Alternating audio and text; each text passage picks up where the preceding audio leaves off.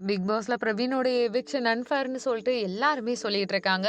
குறிப்பா பார்த்தீங்கன்னா, double eviction இந்த வாரத்துல நடந்திருக்கும். சனி, ஞாயிறுல பார்த்தீங்கன்னா, ஒரு நாள் துஷார் போயிருப்பாரு. அடுத்த நாள் பிரவீன் போயிருப்பாரு. அங்க வந்து இப்ப இருக்கக்கூடிய பிக் பாஸ் சீசன பொறுத்தவரைக்கும், பெருசாலாம் ஒரு பாண்டிங், எமோஷனல் கனெக்டிவிட்டிலாம் எதுவுமே உருவாகல. அடிச்சுட்டு செத்துட்டு கிடக்குறாங்க. பயங்கரமா பழி வாங்கிட்டு இருக்காங்க.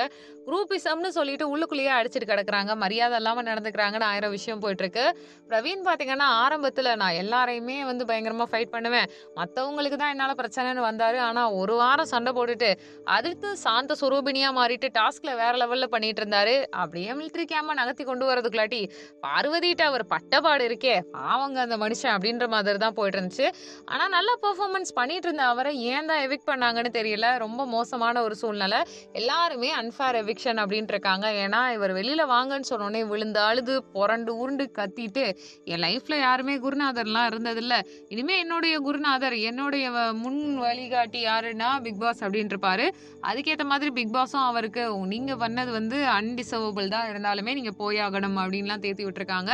இதுல இன்னொரு பக்கம் பார்த்தீங்கன்னா, வெளில வந்த உடனே எல்லார்கிட்டயும் எல்லார பத்தியும் நெறைய நல்ல விஷயங்கள அந்த மனுஷன் சொல்லியிருக்காருங்க. அப்டி இருக்கும்போது கனியக்கா என் அம்மா மாரி சோறு போட்டாங்க அப்டி இப்டின்னு சொல்ல அவங்க அழுதுட்டாங்க. சுத்தி இருக்க எல்லார்கிட்டயும் பேசி முடிச்சுட்டு, விஜய் சேதுபதி கிட்ட எனக்கு உங்களுக்கு வில்லனா நடிக்கணும்னு ஆசைன்னு சொல்ல, கண்டிப்பா அது ஒரு நாள் நடக்கும் அப்படின்ற மாரி விஜய் சேதுபதி சொல்லியிருப்பாரு. தென் பார்த்தீங்கன்னா, அவருக்கு வெளியில வந்ததுலருந்து எல்லாருமே அன்ஃபேர் எவிக்ஷன். அவர் டேலண்டான நபர். நல்லாவே பண்ணியிருந்தாருன்னோனே, தனியா இவரே ஒரு வீடியோ போட்டிருக்காரு. அதாவது எனக்காக வோட் போட்ட நண்பன், நண்பிகள் எல்லாருக்குமே நன்றி. என்னால அத ஏத்துக்க முடியல. தூக்கமே வரல. ரொம்ப கஷ்டமா இருந்துச்சு.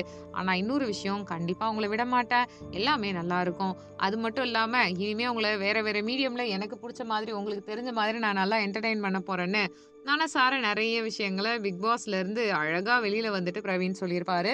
ஸோ மத்த கண்டஸ்டன்ட் வெளில வந்துட்டு இன்டர்வியூ குடுத்து கொடுமைப்படுத்துற மாரி இவர் பண்ணாம இருந்தா நல்லாருக்கும்னு நெனைக்கிறேன். நீங்க இத பத்தி என்ன நெனைக்கிறீங்கன்றத கமெண்ட் பண்ணுங்க. நம்ம சேனல லைக் பண்ணுங்க, ஷேர் பண்ணுங்க, சப்ஸ்கிரைப் பண்ணுங்க. Thank you.